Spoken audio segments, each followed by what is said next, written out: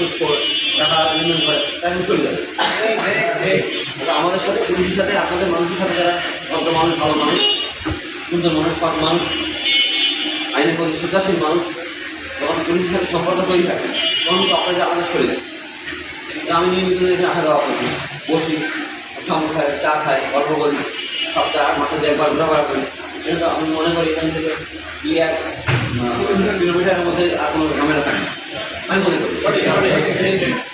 ওখানে পুলিশ আদালত করে আদালত করে ওখানে ঝামেলা করা এটা স্বাভাবিক। সেজন্য আমাদের উচিত হবে মানে পুলিশের সাথে সম্পর্কটা ডেভেলপ। যত পুলিশের সাথে সম্পর্ক মানুষ দূরত্ব বেড়ে যায় তখন ঝামেলা তৈরি যায়। পুলিশ সম্পর্কে মানুষ বাজে মন্তব্য করে, মানুষ সম্পর্কে বাজে মন্তব্য করে। এই বাজে মন্তব্য দিয়ে কী হয়, বাহিনীর সাথে সাধারণ মানুষের একটা দূরত্ব তৈরি যায়। আমি চাই যে আমরা সবার সবসময়ের জন্য আমাদের ডিসি স্যার, আমাদের পুলিশ কমিশনার স্যার যে নির্দেশনা যে মানুষের সাথে মিশে কাজ করা, মানুষের সেবা দেওয়া, মানুষের রাষ্ট্র সেবা পৌঁছে দেওয়া। আমার সর্বোচ্চ চেষ্টা করি বর্তমানে এখন যে পুলিশের কার্যক্রম আমার মনে হয় সেবার মানটা আমার মনে হয় ভীষণ সেবার মানটা আগে থেকে অনেক পার্শ্ব করি আমি মনে করি। আমরা জানেন যে কী অবস্থা, যে কেউ অফিস সাথে কথা বলতে পারে, যে কেউ থানায় গিয়ে অভিযোগ জানাতে পারে, এটা কিন্তু অনেক বিষয়। তাতে এবার যে পুলিশ সব কিছু করবে এমনও না, আপনাদের সার্বিক সহযোগিতা সাহায্য না হলে কিন্তু পুলিশ পুলিশ আমাদের নিয়ে কাজ করে। আপনাদের সহযোগিতা না পারে, সাহায্য না পায়, আমাদের হেল্প না পায়, তাহলে পুলিশ কাজ করবে কী করে? এখানে চিন্তায় গুলি করাচ্ছে আমরা বলতে চাই, এখানে আমাদের ব্যবসা হচ্ছে আমরা করতে চাচ্ছি, এখানে আমি করতে পারবো না।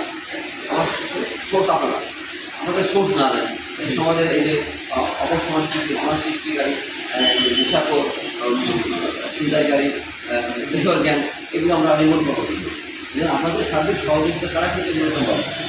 আমাদের পুলিশটা জন টু ম্যান যাবে না, রোড টু রোড যাবে না, তথ্য ভিত্তিতে যাবে। কারণ এখানে কতজন যাচ্ছে, কে যাচ্ছেন, এখানকার যারা বসবাস করে, কে ইফতিজার, কে নেশাখোর, মাদক ব্যবসায়ী, কে বিবাহ ব্যবসায়ী, কে চিন্তাকারী, কে কিশোর জ্ঞানের সদস্য, আপনারা ভালো লাগে। আপনার যদি ওখানে আমাদের তথ্য দেন, আশা করি 100% আমি ওসি হিসাবে আপনাদের অঙ্গীকার করতে চাই এটি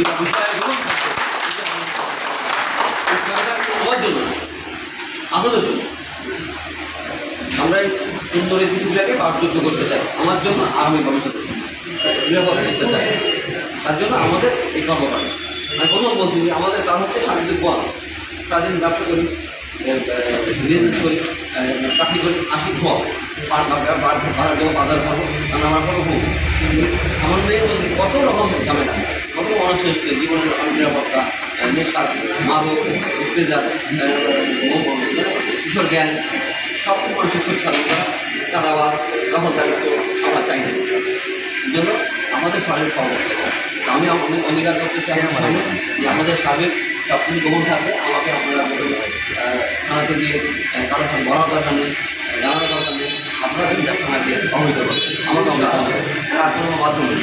অন্তত আমারই করবে যে আমার বলেন থানায় থাকতে পারে, আমরা তো পরিষ্কার কোনো বলেন কোনো বলেন না, আমরা পরিষ্কার করেন না।